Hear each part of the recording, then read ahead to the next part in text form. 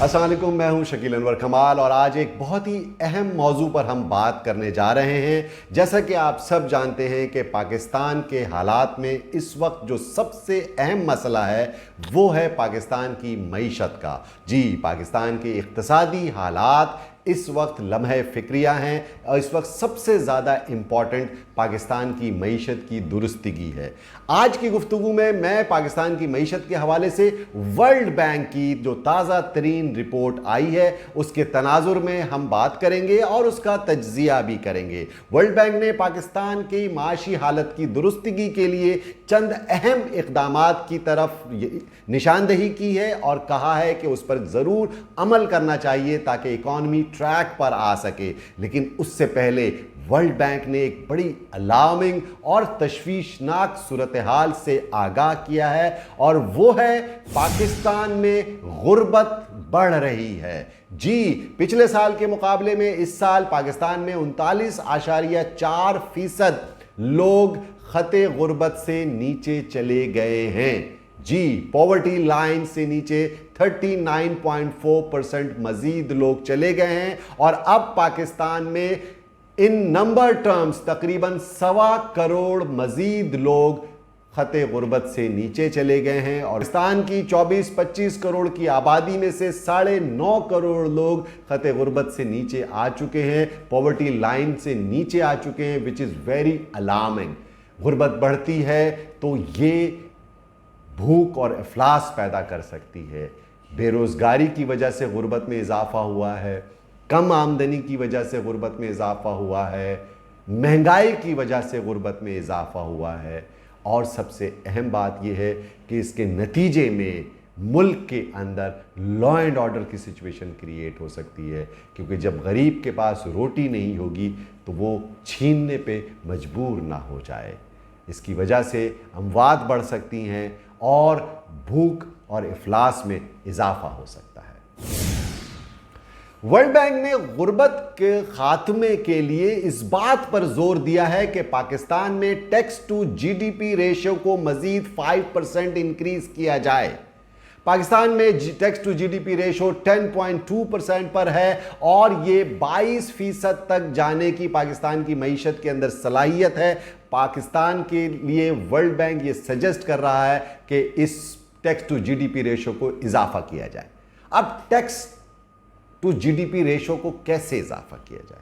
उन सेक्टर्स के अंदर हाथ डाला जाए जो कि टैक्स से एग्जेम्प्टेड रहे हैं गुज़िश्ता डिकेड्स के अंदर, और वो सेक्रेड काउज हैं, वो मुकद्दस गाय हैं जिनके ऊपर टैक्स का बोझ नहीं डाला गया। उन दो सेक्टर्स को वर्ल्ड बैंक ने हाईलाइट किया है।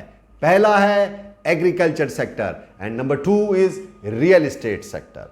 इन दो सेक्टर्स पर मजीद टैक्स लागू करने की जरूरत पर जोर दे रहा है वर्ल्ड बैंक। एग्रीकल्चर सेक्टर के बारे में बात करते हैं। एग्रीकल्चर सेक्टर के अंदर 12.5 एकड़ जो लैंड है जिसके पास वो टैक्स एग्जेम्प्टेड है, तो वर्ल्ड बैंक ये कहता है कि इसकी लिमिट को 12.5 एकड़ से कम किया जाए और इसे भी टैक्सेबल इनकम इसके ऊपर जनरेट की जाए। तो पहले ये जानते हैं कि एग्रीकल्चर सेक्टर में जिन लोगों के पास ज़मीनें हैं, एग्रीकल्चर लैंड है, जो ज़मींदार हैं, जागीरदार हैं, वडेरे हैं, वो टैक्स देते क्या हैं? तो जनाब, जिसके पास 12.5 एकड़ और उससे कम लैंड है वो कुछ भी नहीं देता। तो जनाब 12.5 एकड़ से 25 एकड़ ज़मीन का मालिक जो है वो सिर्फ 100 रुपये फी एकड़ टैक्स देता है और 25 एकड़ या 26 एकड़ से ऊपर जिसकी पास ज़रई ज़मीनें हैं वो 250 रुपये फी एकड़ टैक्स देता है और 50 एकड़ से जायद ज़मीन का जो मालिक है ज़मीन का वो 300 रुपये फी एकड़ टैक्स देता है। तो ये मुरब्बों के मालिकान, एकड़ों के मालिकान फ़कत 300 रुपये टैक्स देते हैं। इनके ऊपर मज़ीद शरह टैक्स बढ़ाने की ज़रूरत पर जोर दिया जा रहा है, वरना मुल्क के गरीबों को हम कैसे फीड कर सकेंगे। दूसरा इंपॉर्टेंट सेक्टर जिसके बारे में वर्ल्ड बैंक टैक्स लगाने की बात कर रहा है वो है real estate sector. Real estate sector भी अजीब सी एक जगह बनी हुई है कि जहां पर इन्वेस्टमेंट्स तो बहुत हैं, जहां पर सरमाया तो बहुत लग रहा है, लेकिन एक तो इंपॉर्टेंट बात यह है कि उस सरमाए की मनी ट्रेल पकड़ना बाकी है। तो एक तो जितना भी ग्रे पैसा रियल एस्टेट में आ रहा है, वर्ल्ड बैंक चाहता है कि उसकी जानकारी हो, मनी ट्रेल पता चले। और दूसरी बात यह है कि जो टैक्सेस कलेक्शन का निज़ाम है उसको इस्लाह की जाए, उस पर रिफॉर्म्स किए जाएं। और जो 3 तरह की मार्केट वैल्यूज चल रही हैं, एक तो मार्केट वैल्यू है, दूसरी डीसी वैल्यू है जिसे डिप्टी कलेक्टर वैल्यू कहते हैं, और तीसरी एफबीआर वैल्यू है। इन वैल्यूएशंस के अंदर जो प्रॉपर्टी की जो वैल्यूएशंस हैं, इसके अंदर हार्मनी पैदा की जाए, इसके अंदर फर्क को कम किया जाए ताकि बेहतर टैक्स रेट कलेक्ट किया जा सके रियल एस्टेट सेक्टर से। और रियल एस्टेट सेक्टर के अंदर एक प्रॉपर्टी से ज़ायद प्रॉपर्टी रखने वाले इंडिविजुअल के ऊपर टैक्स के मेयार को बुलंद किया जाए।